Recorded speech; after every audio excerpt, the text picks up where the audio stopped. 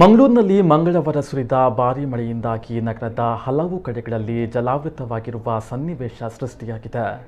ಕಳೆದ 2 ದಿನಗಳಿಂದ ಸುರಿದ ಮಳೆಯಿಂದ ಕೆಲವೊಂದು ವಾಣಿಜ್ಯ ಕಟ್ಟಡದ ನೆಲ ಅಂತಸ್ತಿಗೆ ನೀರು ನುಗ್ಗಿದ ಘಟನೆ ಕೊಡಿಯಲ್ಬೈಲ್ ಹಂಪನಕಟ್ಟೆಯಲ್ಲಿ ನಡೆದಿದೆ. ಹಂಪನಕಟ್ಟೆಯ ಒಂದು ವಾಣಿಜ್ಯ ಕಟ್ಟಡದ ನೆಲ ಅಂತಸ್ತಿಗೆ ನೀರು ನುಗ್ಗಿದೆ. ಇದನ್ನು ಪಂಪ್ ಮೂಲಕ ಒಳ ತುಂಬಿದ್ದ ನೀರನ್ನು ಹೊರಹಾಕಲಾಗಿದೆ. ಇನ್ನು ನಗರದಲ್ಲಿ ನಡೀತಾ ಇರುವಂತಹ ಸ್ಮಾರ್ಟ್ ಸಿಟಿ ಕಾಮಗಾರಿಯ ಪ್ರದೇಶಗಳಲ್ಲಿ ಸಮಸ್ಯೆಯನ್ನ ಹೇಳುತ್ತಿರುವಂತಿಲ್ಲ. ರಸ್ತೆ ಕಾಮಗಾರಿ ಕಾಂಕ್ರೀಟ್ನ 2 ಭಾಗಗಳಲ್ಲಿ ಹೊಂಡಗಳು ತುಂಬಿದ್ದು ಇದರಲ್ಲಿ ನೀರು ತುಂಬಿಕೊಂಡು ಅಪಾಯಕಾರಿ ಸನ್ನಿವೇಶ ಸೃಷ್ಟಿಯಾಗಿದೆ.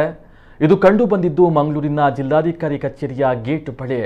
ಮಣ್ಣು ಅಗೆಯುವ ಜೆಸಿಬಿಯಿಂದ ನೀರು ತೆಗೆಯುವ ಹೊಸ ತಂತ್ರಜ್ಞಾನ ಜಗತ್ತಿನಲ್ಲಿ ಎಲ್ಲಿಯೂ ಇಲ್ಲ, ಅದು ಇರುವುದು ಮಂಗಳೂರಿನಲ್ಲಿ ಮಾತ್ರ ಎಂದು ಹಲವು ಮಂದಿ ಇದೀಗ ವ್ಯಂಗ್ಯ ಮಾಡ್ತಾ ಇದ್ದಾರೆ.